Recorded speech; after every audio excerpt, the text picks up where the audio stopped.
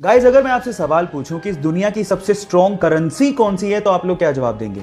मेरा मतलब यह है कि जैसे आप सब लोगों को पता है कि $1 में लगभग 75 रुपए होते हैं। इसका मतलब यह हुआ कि रुपए के मुकाबले डॉलर 75 गुना स्ट्रांग है।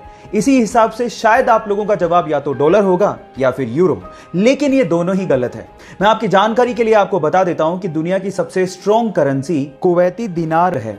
जैसे कि $1 में 75 रुपए होते हैं, €1 में 88 रुपए हैं, वैसे ही एक कुवैती दिनार में 245 रुपए के लगभग होते हैं, जो कि दुनिया की सबसे स्ट्रॉन्ग करेंसी मानी जाती है। अगर मैं आपसे सवाल पूछूं कि इस दुनिया में इंसान द्वारा बनाई गई सबसे महंगी चीज कौन सी है तो आप लोग क्या जवाब देंगे। डोंट वरी, मैं आपको बताता हूं, वो है इंटरनेशनल स्पेस स्टेशन।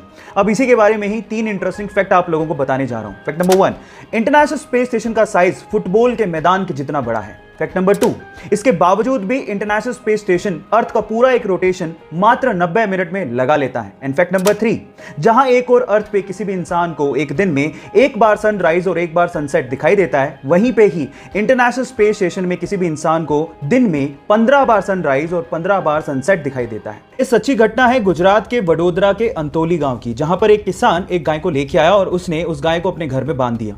लेकिन उसके लाने के बाद वहां पे अजीब घटना होने लगी। रात को बहुत सारे कुत्ते उस गाय को देख के भूखा करते थे, जिससे किसान परेशान हो गया और उसने इसके कारण का पता लगाने की कोशिश करी और इसके लिए उसने सीसीटीवी कैमरास वहां पर इंस्टॉल करवा लिए। लेकिन जब सीसीटीवी कैमरास के फुटेज सामने आए तो वो किसान देख के हैरान रह गया। हर रात को एक तेंदुआ यानी कि लेपर्ड उस गाय से मिलने आया करता था। जब किसान ने इसकी अच्छे से छानबीन की तो पता लगा कि जब तेंदुआ छोटा था तो उसकी मां की मृत्यु हो गई थी और उसके बाद से इसी गाय ने उस तेंदुए को पाला था और इसी वजह से वो तेंदुआ रात में उस गाय से मिलने आया करता था।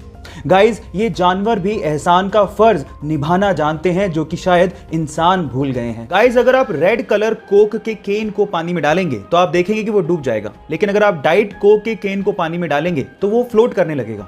सवाल ये कि ऐसा क्यों होता है। आप में से कई लोग शायद ये कहेंगे कि ये मटेरियल की वजह से होता है जो कि कोक के केन को बनाने में यूज हो रहा है, लेकिन गलत। एक्चुअली ये हो रहा है डिफरेंट टाइप की शुगर को यूज करने की वजह से। आपको मैं आपकी जानकारी के लिए बता दूं कि रेगुलर कोक में रेगुलर शुगर यूज की जाती है, जबकि डाइट कोक में एक आर्टिफिशियल स्वीटनर एस्पर्टेम को यूज किया जाता है, जो कि शुगर से काफी गुना ज्यादा मीठा होता है, जिसकी वजह से उसकी बहुत ही कम क्वांटिटी से काम चल जाता है।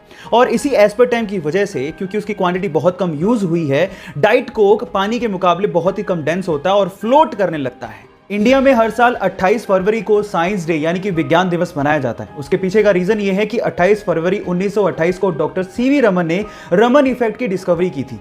लेकिन अगर मैं आपसे सवाल पूछूं कि स्विट्जरलैंड में साइंस डे कब और क्यों मनाया जाता है तो आप लोग क्या कहेंगे। डोंट वरी, मैं आपको इसका आंसर देता हूं। स्विट्जरलैंड में हर साल 26 मई को साइंस डे मनाया जाता है और इसके पीछे का रीजन जान के आपको बहुत प्राउड फील होगा, क्योंकि 26 मई 2006 को डॉक्टर एपीजे अब्दुल कलाम ने स्विट्जरलैंड को विजिट किया था और जैसे ही उन्होंने वहां पे कदम रखा, वहां की सरकार ने 26 मई को विज्ञान दिवस घोषित कर दिया।